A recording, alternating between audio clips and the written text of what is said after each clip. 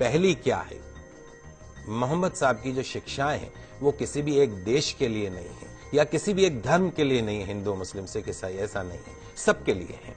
और दूसरी जो उनकी शिक्षाएं हैं आज से 1500 साल पहले जितनी प्रासंगिक थी आज भी उतनी है। जीवन का कोई ऐसा पहलू नहीं जिसे बेहतर बनाने, अच्छाई को स्वीकार करने के लिए मोहम्मद साहब ने कोई संदेश न दिया हो।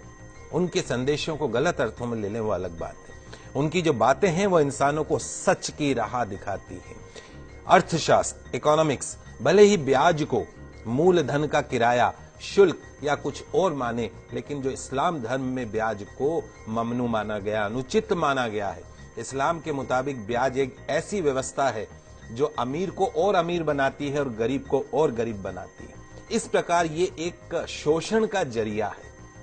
पवित्र कुरान स्पष्ट रूप से ब्याज को वर्जित मानती है। इंसानों के लिए कहा गया है, हे ईमान वालों, 2 गुना और 4 गुना करके ब्याज मत खाया करो, उस मालिक से डरो। ब्याज खाने से बरकत खत्म हो जाती है, ब्याज की कमाई से बरकत खत्म होती है, इससे इंसान द्वारा किए गए पुण्य भी खत्म हो जाते हैं। ध्यान रखें, ब्याज जो है वो धन को कम करता है, लेकिन दान पुण्य से धन कम नहीं होता। जो लोग ब्याज हासिल करने का निश्चय कर चुके हैं उनके लिए बहाने बनाते हैं, उसके लिए ये एक शैतानी धोखा है। जो लोग ब्याज लेने को सही कारोबार साबित करने की कोशिश करते हैं कि साहब ये तो हमारा बिजनेस है, और लोगों को भी यकीन दिलाते हैं कि ब्याज लेना उचित है, तो ऐसे लोगों को भी इसी प्रकार के शैतानी धोखे के शिकार होते हैं। तो जो लोग ब्याज खाते हैं उनके बारे में कहा गया है कि कयामत के दिन खड़े नहीं हो सकते, उसी तरीके से जैसे किसी को शैतान ने छूकर पागल कर दिया हो। यह इसलिए क्योंकि वे कहा करते थे कि व्यापार भी तो ब्याज के समान है।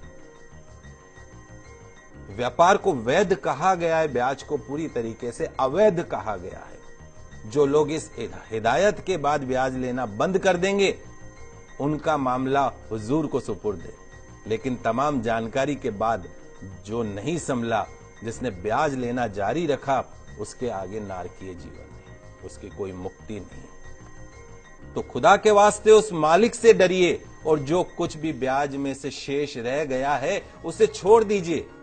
यदि तुम सच्चे दिल से ईमान रखते हो, ना तुम खुद जुल्म करो और ना तुम पर जुल्म किया जाए। अगर तुम्हारे पास धन हो तो जरूरतमंद लोगों को कर्ज दो, उन्हें वापसी के लिए कम से कम इतना तो समय दो कि कर्जदार इंसान उसे आसानी से वापस लौटा सके, आत्महत्या नहीं करे।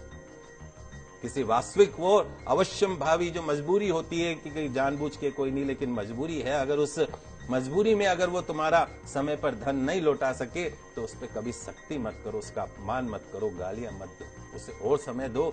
रोजी कमाने का गलत तरीका, गलत साधन, गलत रास्ता मत अपनाइए। मालिक से डरते हुए, उसकी नाफरमानी से बचते हुए सही जायज हलाल तरीके अपनाइए। हराम रोजी के करीब भी